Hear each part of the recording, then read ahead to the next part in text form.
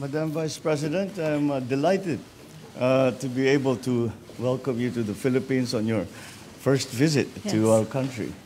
After our very, very brief conversation back in Bangkok, Yes. and we have been looking forward to this visit for a while, and we've been preparing for it. The Vice President has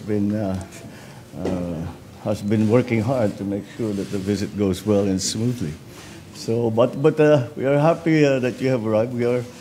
It's unfortunate that it is such a quick visit. Yes. We would have hoped to have shown you more of the Philippines, although I suppose you actually are doing that because you're seeing some of the prettiest parts of the Philippines in Palawan. Yes. And I'm sure you're just going to the resorts and the beaches. So that is not the life I've chosen these days.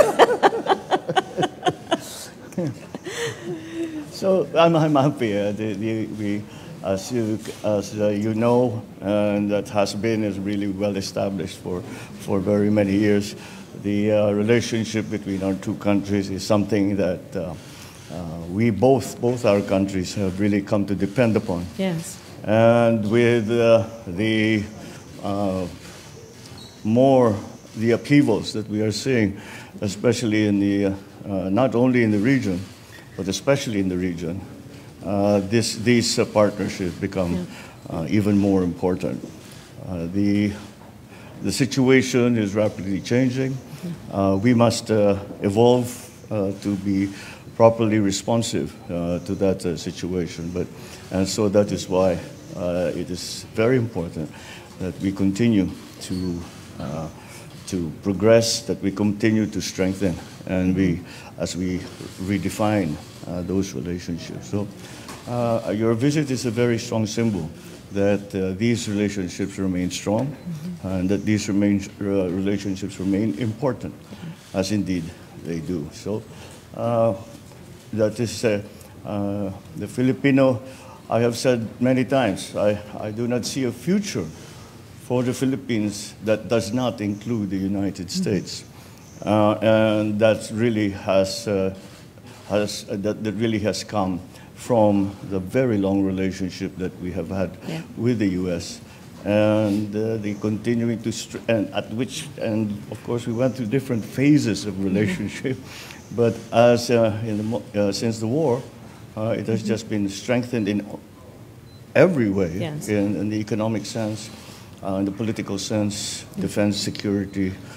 I cannot think of an area where we have not cooperated, collaborated, and have had good results for both our countries. Thank you, Mr. President. And thank you for the warm welcome. It was good, as you said, to see you in Bangkok and to have a brief time to talk there, but we were very much looking forward to this trip. I bring you greetings from the second gentleman who told me about the great time that he had when he was here for your inauguration. And so he laid the path for this trip in many ways. But thank you. Yes, thank you for the welcome. I have traveled here because of many of the points that you have made. The relationship between the Philippines and the United States is a long and enduring one. It is a relationship that is strong for so many reasons. It is the long-standing relationship in terms of the people-to-people ties. As you and I have discussed, I come from California. We have a thriving Filipino-American community there. And in fact, in the United States, by last count, there are at least 4 million Filipino-Americans. And we're good Catholics. And very good Catholics who celebrate Christmas, according to you in the Philippines, 3 months of the year. Well, it's been said of us that we celebrate Christmas like we invented it. We certainly own it now. So we start in September. Well, it is good to be here with you in this season. And as you said, the basis of our relationship is multifaceted. Our relationship is based on mutual commitment to the economic prosperity of the region and our respective nations. And during the conversation that we have today, we will talk more about what that means in terms of the opportunities that are presented through our mutual concern about the climate crisis and what we might do in terms of investments in renewable energy and thinking about clean power and the industries that will come about because of that commitment and what that will mean in terms of economic prosperity through the creation of jobs, the creation of industries, and the bilateral relationship we have to coordinate in that regard. Our relationship is based on mutual concerns about security for the region. We are both proud members of the Indo-Pacific, and in particular, as it relates to the Philippines, I will say that we must reiterate always that we stand with you in defense of international rules and norms as it relates to the South China Sea. An armed attack on the Philippines' armed forces, public vessels, or aircraft in the South China Sea would invoke U.S. mutual defense commitments.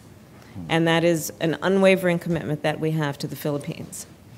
When we think about what is happening in this region, we know that there are so many opportunities for us to continue to strengthen our relationship. But the basis of our relationship is based on mutual commitments to international rules and norms and upholding those international rules and norms in all of the ways that we know allow for, again, prosperity and security for our respective nations and the region. So again, I will reiterate that the alliance between the United States and the Philippines is a strong one, an enduring one, and only under your leadership continues to be strengthened. And we look forward to working with you on many of these issues. And I, of course, bring you greetings from President Joe Biden. Well, thank you, Thank you. Madam Vice President. Please do send President Biden my warmest regards. And I thank you for the very strong commitment that you have just made for the U.S. to be defensive of the Philippines. I guess this is the best bit that they don't want to do.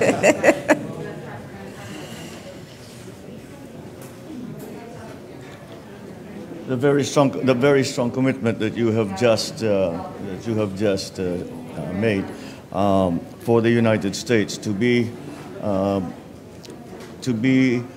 by the Philippines and to that any act of